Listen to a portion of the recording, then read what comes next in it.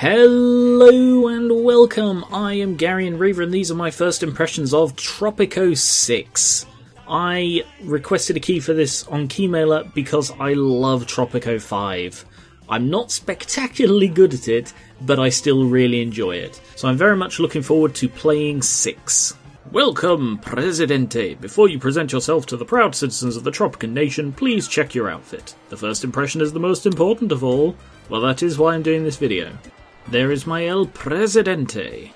Ooh, traits. Kind of normal. You've mastered the art of not standing out in a crowd. Oh, I see. Traits.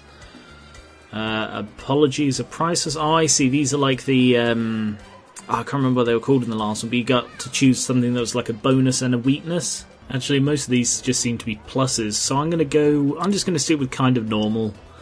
The palace. Oh, wow, you can choose the layout. There's the palace. Cherry tree, a flamingo pond, and a fish tank on the roof. Beautiful. Ah, look at that. Terracotta, blue walls. This is quite pretty. I mean, it's a nice selection of customization.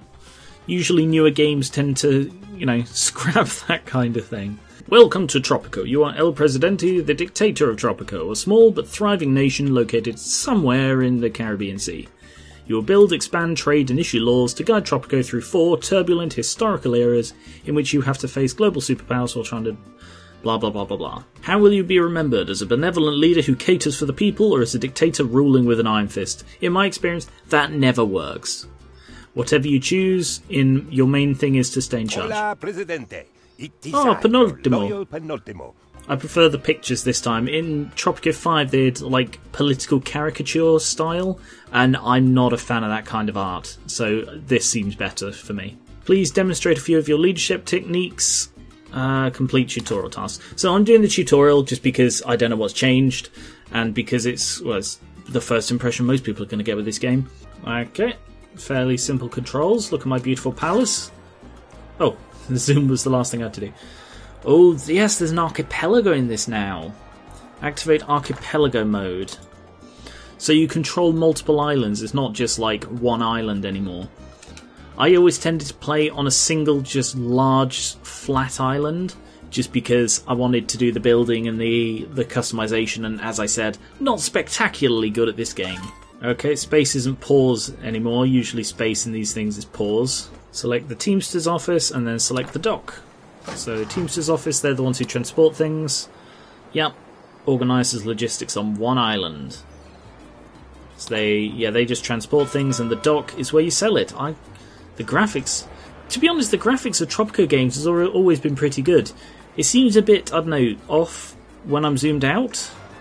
But zoomed in, look at the detail on those bricks. You can see the individual bloody holes in them. Connect the mine to a new road that connects to the existing road. That's the mine. Connect that up to there. So let's see, we have the money in the top left, we have the population and the support. The game menu. Oh, that's just like a drop down thing of whatever the hell that button is, presumably something I'm not allowed to touch yet. And then we've got the old familiars down the bottom, the almanac, the overlays, the edicts, research, raids, oh that one's a new one. Trade, the Constitution, politics. Call me the broker. Oh, I hello. guess I had enough. Okay, well, this is presumably something you spend Swiss bank account money, which is like money that carries over. I assume if it's like 5, money that carries over throughout your entire dynasty. You have like other children and other members of your family that can rule in Tropico, and you can sort of play on them on multiple saves and stuff. I can't help but notice that someone's built a shanty town right outside my bloody doorway. Look at that. Here's my golden brick road leading into a shanty town. I want it gone. Gone. Gone. Yes. There. Now the road connects to actually, there. It's because of the customization. By default, I think that's the centre, and that's where the centre path goes. But I decided to go for a right-based... Oh, sorry. A right-based one. Other sources of income, build a tavern. Okay. In entertainment, a tavern. And I get to demolish 2 more shanties. What fun. So it's actually the num buttons that do the speed. Oh, that was nice and quick, wasn't it? Some goods can be processed, build a tannery and produce leather. Ooh. Ah, from the cattle ranch. Industry, a tannery. There's my cattle ranch. So the perfect place is just demolishing yet more shanties. El Presidente, Shanty Destroyer. Now make sure it's shanty, don't write a different word there. So you can just select this to find yourself wherever you are, such as walking out of the cornfields. Bit odd, Presidente. Or maybe there isn't a dynasty this time because I didn't name him. On the other one you named him. And you sort of had up to 5 in each dynasty. So yeah, I don't know whether that's just because it hasn't come in yet or whether it's because it's not in this game. Have a trade route for leather. This is all fairly simple stuff. So this will be processed resources, leather. Annoyingly, the input and the import and the export are very, very similar looking, apart from the colour of the tiny arrow on a quarter of the picture. When I was looking through these before, it's like, oh, these all look like inputs, but no, that's actually a tree. An additional cattle ranch. The efficiency of some buildings depends on where they are. And the overlays are amazing for showing you what you need to know. Have a ranch where the cattle value is between 90 and 100, and then connect it to the road. Alright, a ranch. So cattle. Oh, you can't zoom out when you're... Aha! It's all the way over here, isn't it? This is a really good place. I'll just put it right next door. Every building has 5 budget settings, with the medium budget being the default. Set the budget of both ranches to maximum, and then check the efficiency. So here's the budget going from like loose change all the way up to thingy. And this affects, as you can see, the wage of the people, and also the efficiency. So medium, oh well, the efficiency is quite high anyway, but okay. Oh wow, 120%. Very nice. If you have coin to spare, you can purchase building upgrades, chrome tanning. So these are, yeah, it's perfect. Oh wow, there's a control click. Yes, they're very useful, and you get into the habit of doing just automatically. You place a building, you upgrade it immediately to what it needs. Oh, that's interesting. I don't know if that was in the previous one, that if you don't sort of keep a constant supply, it's less efficient. Alright, I'm going to fire... Oh, it's pointing to Zoya. Sorry, Zoya. Wow, you just right-click. Okay. Oh, I'm sorry. Just close the slot. Only 4 people can work there. And this one's also a new one. Work modes. Switch the dock work mode from sniffer dogs to regular controls, and humane exploit. Pasture, humane exploit. What's the difference? Pasture prohibition does not decrease the fertility in its vicinity, but it makes it less efficient. Okay, yeah. That makes sense. Sniffer dogs, generated crime, but also efficiency, regular controls. So many ways. Nice. Yeah, they are adding new things. I'm glad it's not just a reskin re-release with extra islands or something. The shacks. Oh. I am El Presidente, Shanty Destroyer. Construct 2 bunkhouses next to the Fisherman's Wharf on Volcano Island. That's a series of sentences. Ah, so this is a different island. Residential, right. First of all, I'm still not quite used to the controls here. So this wharf, is that the wharf? Yes. Bunkhouse. Oh, just anywhere in here, I guess. So the thing I like about Tropico is that you don't need to build most things touching a road. So it's only things with the little road coming off them. Like, there. It's got the little road icon. Which means it will need to connect to a road. But if you just build like a mansion, see, that doesn't have that, which means as long as it is somewhere near a road, as long as it is within range of a road, then it connects and people will walk to it. It's a really nice touch that you don't see in a lot of city builders. Another limiting factor for your citizens is their economic wealth. It defines what they can and can't afford. Residential buildings and service buildings alike have a required wealth. Broke, poor, well-off, rich and filthy rich. Filthy rich, anyone who's filthy rich in this game is evil, just letting you know. Apart from, you know, the Presidente, of course. Select citizen working at one of the wharfs. Pablo. You are poor, Pablo. Poor Pablo. Open the info panel of a fisher and inspect the happiness tab. Tell me, Pablo, are you happy? You seem okay. You're not too happy. Overall, you're closer to happy than not happy. However, you are a communist and a militarist. Build the tavern. You know what that sound reminds me of? That sound, yeah. It's this bloody sound from building a horse archer in Age of Empires 2. Is it just me who hears that? Open the almanac and inspect the fun happiness. Oh, I see. Homeless, people unemployed, overall happiness, fun. Let's have a look. Fun happiness is going down. Oh, bloody hell, I remember some of these things. Taverns. Terrible, terrible things. You can consult the fun coverage overlay to find out where people need more fun. Wow. Overlays, fun coverage. So, it seems everyone close to the city's kind of happy. Actually, the coverage tells you which residential buildings are close enough to entertainment buildings, which seems to be okay on all three islands. Waterfall Island only has an opera house to provide fun, but most of the people living there can't afford it. Open fun overlay, build a tavern on Waterfall Island and on Center Island. So I take it that's Waterfall Island. These are really imaginatively named. Right, for some reason the fun overlay isn't working now.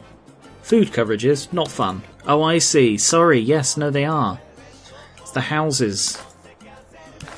Alright, a tavern on destroy another shanty, of course. That's what I do best.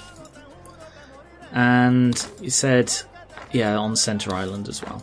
You are number one. I am number two. And everyone else is way down there somewhere. I do like the humour in these games. Bribing pressure groups to win those niggling elections. Okay. Political views. Open the info panel and inspect their political views. Where's Pablo? Pablo, my friend. Oh yes, you're the communist and militarist, aren't you? Open the almanac and inspect the politics. So, the factions change depending on what era you're in. I'm wondering if this starts in the World Wars, because that's where we're in now, and in 5 it started in the colonial, then World Wars, Cold War, modern era. And I rarely ever got to the modern era because I would struggle when it got to the Cold War. You want to have good standing with each faction. They have a lot of opinions on decisions you make, like demolishing and building certain buildings. They will approach you directly once in a while with demands. Okay. Rodriguez, you're not related at all to Pablo Rodriguez. Oh yes, he is my nephew. Oh, I'm a big fan of Pablo's. Okay, yeah, let's have a watchtower. And I will put it right here so he can spy on his nephew. Yay, 5 standing. Sometimes 2 factions will have a demand at the same time, forcing you to choose sides, even if their request is the same. That annoys me. Accept the demand of the communists or the religious. She looks relatively normal. What's happened to his face? It kind of looks like he's been stretched or something. Well, I'm going to have to go with the bunkhouse. Because Pablo, he's a communist. Your lack of respect for the military is I'm sorry? unacceptable, Presidente. We're on the verge of But I just built you a nice watchtower to spy on your nephew. What are you doing to me, Rodriguez? Build 2 bunkhouses, that's fine. And I will be cooed. I'll be cooed hard. Coup d'etat. Alright, I guess I need to build 2 bunkhouses. One there. Any shanties for me to destroy here? Yes, right there. Yay! Communists are happy, and the militarists will be happy very soon as this is built. Build it. High priority. Build it, and they will not coup me. Let's go with... I've got plenty of money, so let's go with military standing. Open the almanac and have a look at the politics and support. So, currently there are 61 people who can vote out of the bloody hell 282 people living here. And most of them support me. And the next election is in 10 years. Every 10 years the people will ask for elections. If you lose yourself, you will lose the game. Know yourself, and you will always win at Tropico 6. You can hold an election speech. This was a big thing about the marketing for 6, from what I read. Well, by which I mean I glanced at the Steam page, and it mentioned this. Big thing of it. What am I on about? Hold an election speech. The current support is permanently displayed. The citizens are demanding elections, Presidente. It seems that they want a choice in how they are ruled. So selfish. I will deliver an amazing speech. Acknowledge issue, praise faction, blame superpower, and provide improvement. Well, housing happiness is a very easy one to do. Oh. Right, I see. If you acknowledge the issue, then that issue won't affect it. Okay. Praise the capitalists to increase their standing. Blame a superpower. Oh, I choose one of each. I see. Well, let's go with liberty. Praise the militarists. Blame no one. And promise to improve housing happiness. Because that's a very easy one to fix. Tropico, it is I, your Presidente. You have showed your faith in me. And that faith no one's watching. Rewarded. No one's here. Oh, that's the ocean. Will get what they deserve. Oh, here they come. What did he bring? Is that a gun? And as we strive, our efforts are protected by our brave tropical Look at them. army. Flock to me, my people. Men and women give no Oh. quarter, and neither Election do our days in 21 soldiers. months. That's not quite the 10 years I was promised. Viva Tropico! Viva Tropico! Well, that's a very loud cheer for like 30 people or something. Alright, win the next election. So, my support is insanely high. Alright, not insanely high, it's quite high. Sadly, I can't like click on this to work out what they're after.